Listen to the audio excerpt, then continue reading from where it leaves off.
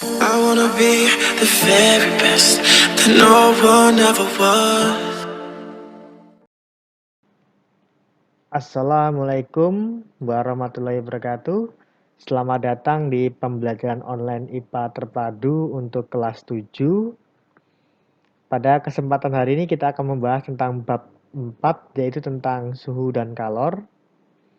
Jika kalian perhatikan pada bagian gambar, terdapat kabel yang menghubungkan listrik PLN dari pusat pembangkit listrik ke rumah-rumah penduduk yang dihubungkan dengan kabel.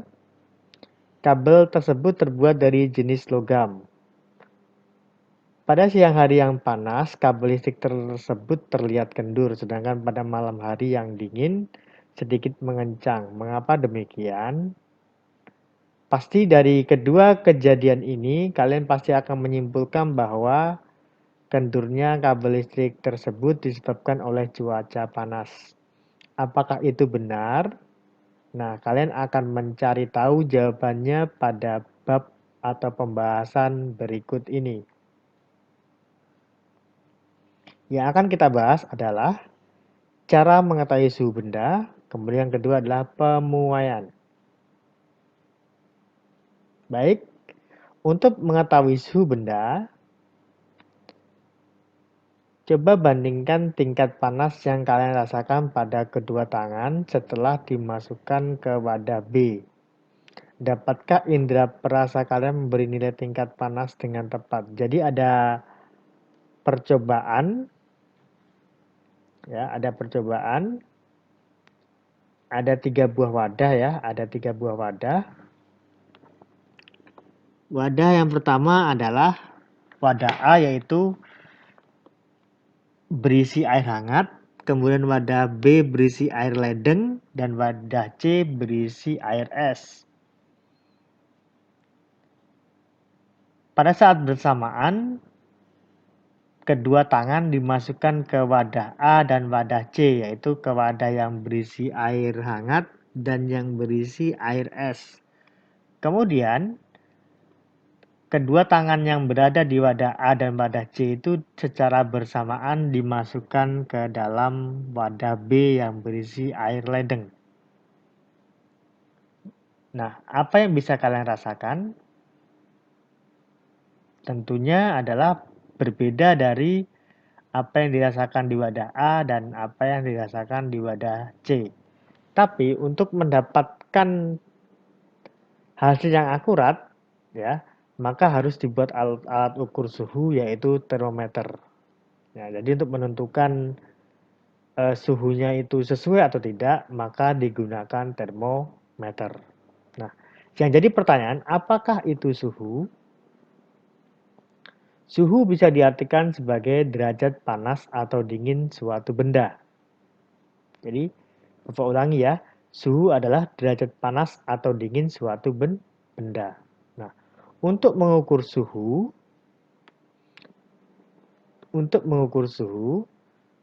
tidak bisa dilakukan dengan cara mencelupkan tangan atau mencelupkan kulit ke benda yang ingin diukur suhunya seperti pada gambar. Karena apa? Memang kulit kita bisa merasakan perbedaan suhu, tapi kulit kita tidak bisa mengukur derajat suatu suhu. Dan juga kulit kita tidak bisa menerima suhu yang terlalu ekstrim. Maka untuk mengukur suhu diperlukan alat yang kita sebut tadi, yaitu termometer. Jenis-jenis termometer, yang pertama adalah termometer zat cair. Adalah termometer yang berisi zat cair, misalnya raksa dan alkohol. Beberapa jenis termometer zat cair antara lain termometer maksimum minimum, termometer Shigella-Bellani, termometer demam, dan termometer laboratorium. Kemudian yang kedua adalah termometer logam.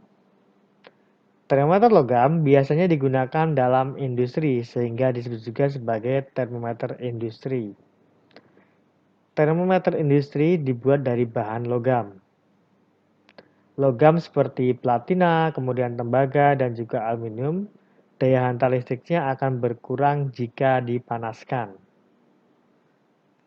Sehingga perubahan daya hantar listrik itulah yang digunakan sebagai dasar pembuatan termometer logam. Contohnya adalah termometer hambatan platina. Skala pada termometer. Untuk dapat memberikan nilai terukur pada suhu, maka pada termometer dibuatlah skala.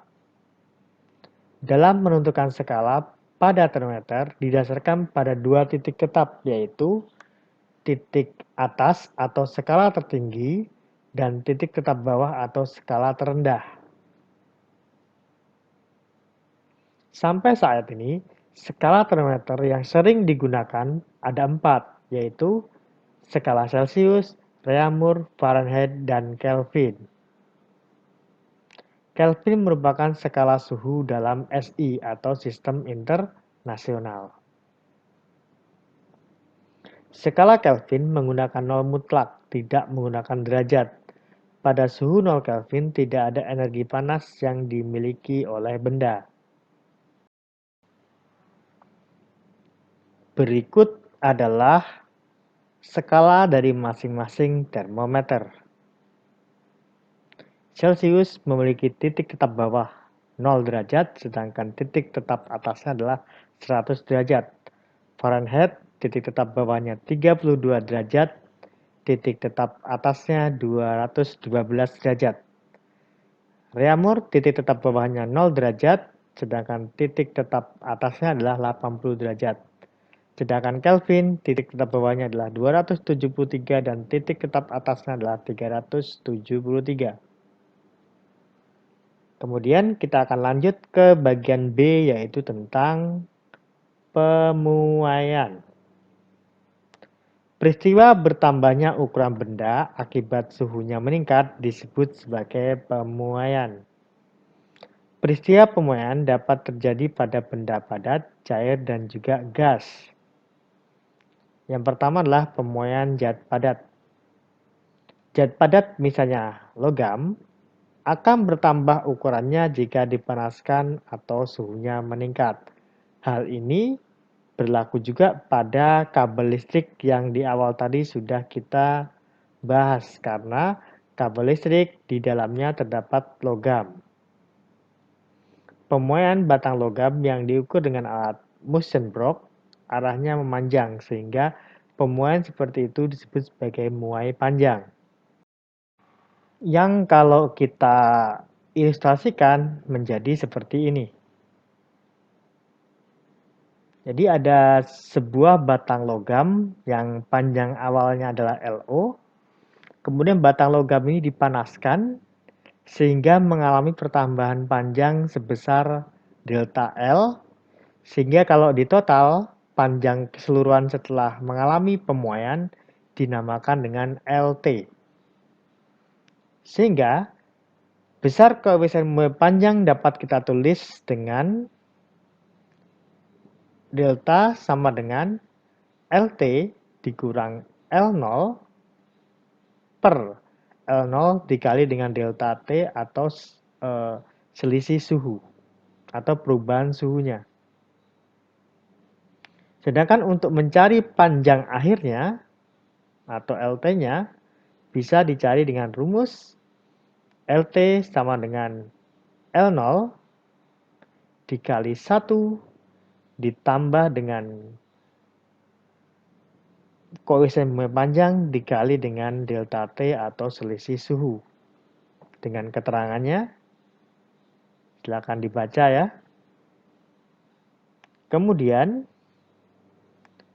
ini adalah karena setiap benda itu memiliki perbedaan dalam menghantarkan panas, maka tiap benda ini memiliki koefisien muai panjang yang berbeda. Aluminium, baja, besi, emas tentunya berbeda dengan platina, timah, seng, dan juga perak. Nah, di sini ada tabel 12 jenis bahan yang memiliki koefisien muai panjang yang berbeda. Kemudian pemuaian yang kedua, berikut ini adalah ada contoh soal dari pemuaian panjang. Batang rel kereta api yang terbuat dari baja memiliki panjang 100 cm. Berapakah pertambahan panjang baja itu jika terjadi perubahan suhu sebesar 50 derajat Celcius? Penyelesaiannya diketahui panjang awalnya atau LO-nya adalah 100 cm atau kalau kita rubah ke dalam meter menjadi 10 meter, delta T-nya atau selisih suhunya adalah 50 derajat Celcius, yaitu dari suhu akhir dikurang suhu awal. Suhu akhirnya adalah 50 derajat Celcius, sedangkan suhu awalnya adalah 0 derajat Celcius. 50 derajat Celcius dikurang 0 derajat Celcius menjadi 50 derajat Celcius.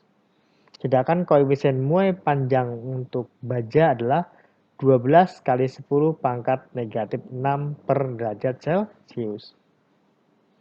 Yang ditanyakan adalah delta L atau pertambahan panjangnya.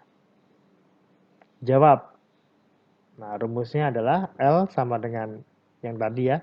Cuma di bagian untuk mencari delta L-nya sedikit berubah, yaitu delta L sama dengan L O dikali koefisien muai panjang dikali dengan selisih suhu. Delta L sama dengan 10 meter dikali 12 kali 10 pangkat negatif 6 dikali dengan 50 derajat Celcius. 10 dikali 50 menjadi 500 meter per meter derajat Celcius dikali dengan 12 kali 10 pangkat negatif 6 per derajat Celcius. 500 menjadi 5 kali 10 pangkat 2 dikali 12 kali 10 pangkat negatif 6 menjadi 6 kali 10 pangkat negatif 3 meter menjadi 0,006 meter. Oke, mungkin dari kalian ada yang bingung bagaimana cara menyelesaikan perhitungan yang ada pangkatnya, maka di sini Bapak akan menjelaskan caranya. Cara menghitungnya adalah Bapak kasih contoh atau penjelasan. Kita akan mengkonversi bilangan berpangkat ke bentuk desimal atau ke bentuk bilangan biasa. Yang pertama adalah 4 kali 10 pangkat 6 sama dengan, nah, di sini bagian pangkatnya Bapak kasih warna merah. Pangkat 6.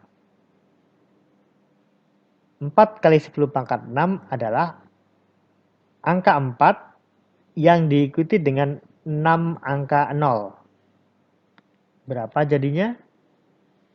4 juta. Jadi 4 kali 10 pangkat 6 itu sama dengan 4 juta. Karena nolnya ada 6. Yang kedua adalah 4 kali 10 pangkat negatif 6. Ya, 4 kali 10 pangkat negatif 6. Nah, untuk pangkat negatif, penjelasan mudahnya adalah 0, yang diikuti 6 angka di belakangnya termasuk angka 4 itu sendiri. 4 kali 10 pangkat negatif 6 adalah angka 0 yang setelah koma diikuti 6 angka termasuk si angka 4. Coba kita hitung ya. 0, 1, 2, 3, 4, 5, 6. Nah, angka ke-6-nya adalah si 4-nya. Oke, selanjutnya. Konversi bilangan desimal ke bentuk pangkat. 5.000 sama dengan 5 kali 10 pangkat 3. Ada 3 angka 0, maka 10 pangkat 3. 5.000 sama dengan 5 kali 10 pangkat 3. Oke, kita lanjutkan ke nomor 2. 0,00005. Ada berapa angka setelah 0? Ada 1, 2, 3, 4, 5. Maka 0,00005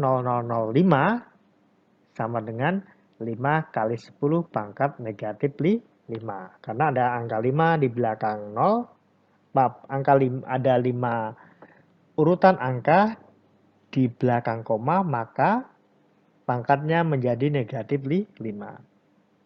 Oke, kita langsung ke cara menghitungnya. Operasi bilangan pangkat. Pangkat jika dikali, maka pangkatnya ditambah, dan jika dibagi, pangkatnya akan dikurang. Contohnya, 40.000 dikali 0,00006, maka akan menjadi 4 kali 10 pangkat 4 dikali 6 kali 10 pangkat negatif 5. 4 kali 6 sama dengan 24. Ya, bagian 4 dan 6-nya kita kalikan langsung. 4 kali 6 sama dengan 24. Kemudian, pangkat 4 dan negatif 5-nya kita apakan? Maka pangkat 4 sama negatif 5-nya, karena di atas adalah kalau pangkat itu dikali maka pangkatnya ditambah, maka 4 ini akan kita tambahkan dengan negatif 5. 4 ditambah negatif 5 adalah negatif 1. Maka hasilnya menjadi 24 kali 10 pangkat negatif 1. Bagaimana? Cukup mudah kan? Oke. Selanjutnya adalah tentang permasalahan akibat pemuaian panjang.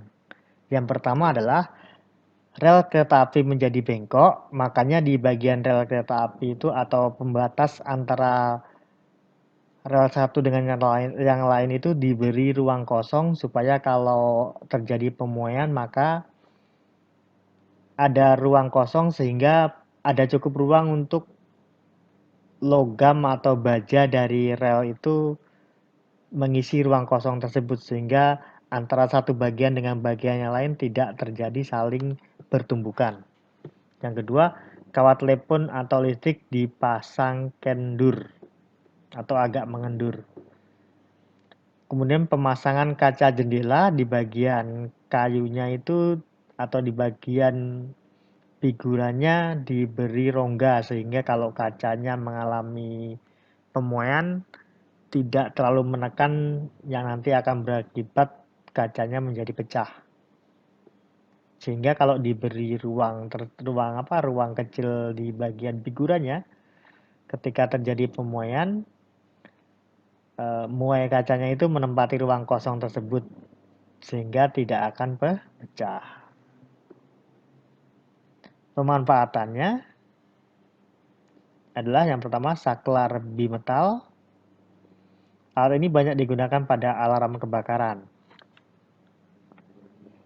Jadi kalau misalnya ada api di situ, maka otomatis ketika terjadi panas berlebih, maka logamnya akan melengkung ke arah kontak sehingga memicu alarmnya menyala. Kemudian yang kedua adalah termostat bimetal. Termostat bimetal adalah alat untuk mengatur suhu agar stabil. Alat ini biasanya terdapat pada pemanas air, lemari es, setrika otomatis, dan pemanas ruangan.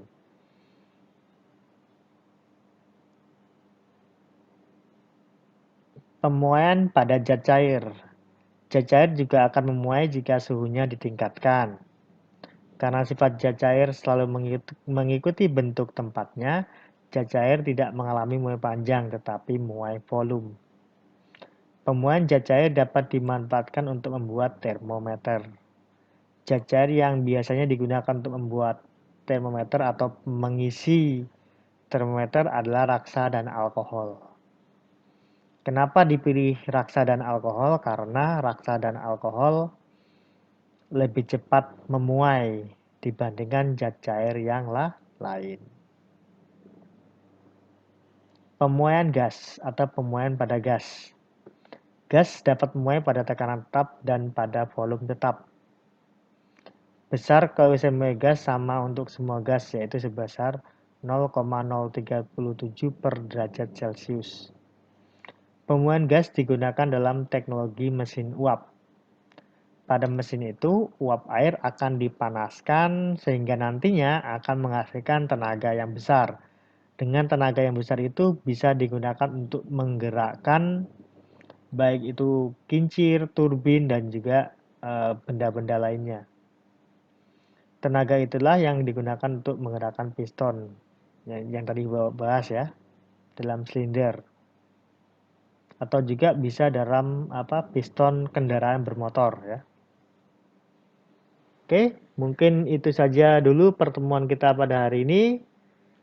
Tetap semangat belajar, semangat mencari ilmu, jangan lupa berdoa supaya cita-cita yang kalian inginkan tercapai dan juga tetap jaga kesehatannya. Sekian Bapak akhiri. Assalamualaikum warahmatullahi wabarakatuh.